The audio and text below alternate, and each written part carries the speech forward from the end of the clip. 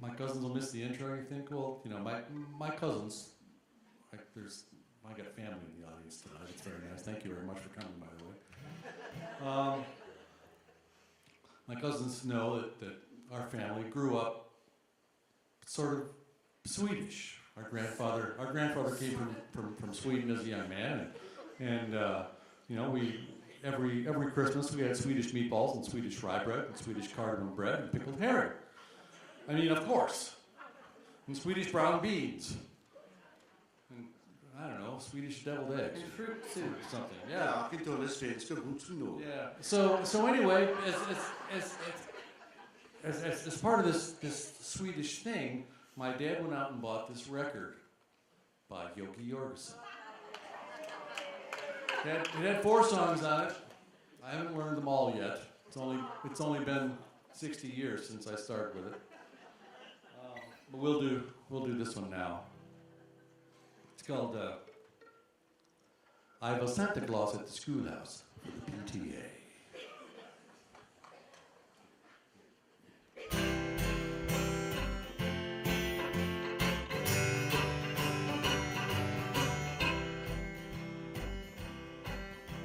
The parent-teacher group, they called a meeting. My wife, she says, you have to go, my dear. It's the big important Christmas party meeting. And all the papas who ain't sick appear. I dozed off to the middle of the meeting. Then the chairman shouted out so all could hear. Mrs. Jorgensen says that her jolly husband, he will gladly be our Santa Claus this year. The other papas looked relieved and happy. They knew I'd been betrayed by my sweet wife. And I felt just like that strong fellow Swanson. Then Delilah cut his hair off it and died. The PTA, I was Santa Claus at the schoolhouse for the PTA. On the night of the party, I sneaked into the school. The committee, they all met me there. These giggling women are going to dress me and glue on my whiskers and hair. I climbed into the big red pants and black boots. The jacket was 7 feet wide. And when I got in, there was still plenty of room. But one good size reindeer to hide. I walked into the school gymnasium. The plan was that each little type would walk up and shake hands with old Santy and tell me what presents they'd like. The first kid in line was little Dagmar Larson, who wanted a new kitty car. She patted my face with her red little hand, which was half full of warm chocolate bar. The next kid in line was the young Scarborough boy. I think that his first name is Milo. He's the orneriest brat in the whole darn school. And he's built just like a brick silo. Last year, he says, he promised to bring me a real sharp sword and a gun. But all that you brought was new shoes and a coat, you dirty old son of a gun. Then he yabbed his finger right in my eye. I let out a heck of a groan. Then he kicked my shin with his brass-toed shoe. I was sure he had broken the bone. Then old man Gatornson picked his granddaughter up. And then he set her down on my lap. His lighted cigar set my whiskers on fire. They started to crackle and snap. I yooped up and made a run for the door as fast as my sore leg would go. Put out the fire in the snowbank. Cooled off my face with the snow. I didn't dare go back. So I hurried on home and closed my front door with a slam. And in my own home, my dog bit me twice before he figured out who I am. But the kids all had a nice Christmas. And I still say, I'll be Santa Claus again next Christmas for the good old PTA. The PTA, I was Santa Claus at the schoolhouse for the PTA.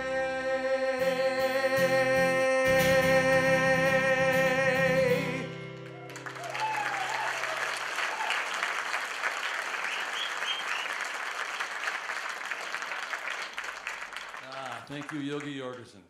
Okay. No, I got it. I can hold everything. Good. I always do. Right, ladies? You got that 40-pound purse. You got This is a poem that I wrote 20 years ago And it was an odd time to write a poem like this. It was July. And it was 3 days after one of my favorite people in the world had died. And that was Max's dad. And it seemed at the time when I wrote it, I thought, what an odd thing to do. But you have to know that George was a poet himself. And he was really kind of a little kid. He had a twinkle in his eye. You just kind of had to watch out for that boy. So this is what I wrote in the beginning of July in 1993. It's a story of an elf whose name was Starkle. Noah, my son, named Starkle. Noah was 4, almost 4. Back when Christmas was still very new, there wasn't as much for Santa to do. He made all those trains and dolls by himself. He'd never met a real Christmas elf. But meet one he did one cold winter day when Santa was riding alone in his sleigh. He was frozen in ice as clear as a gem and barely as tall as old Santa's hem. The cold Arctic sun was just opening its eye when Santa's sleigh started making its climb. Quickly he flew to his warm cabin home just over the mountain, just north of Nome. Santa's floor got quite wet thawing his friend, and the elf was so stiff he just couldn't bend. But when Santa ho-hoed, the elf made a grin. Then he jumped up and down and started to spin. He tipped his belled hat and said, "Starkle's the name." It seems Starkle had been an elf of great fame. He'd been frozen more years than he could remember, frozen for many uncounted Decembers. Santa ho-hoed once again in great Santa humor and asked if the elf would be his guest roomer. But Starkle had nothing with which he could pay, and that worried him greatly, because he wanted to stay. Santa was lonely and Starkle was swell, from the points of his shoes to his hat with the bells.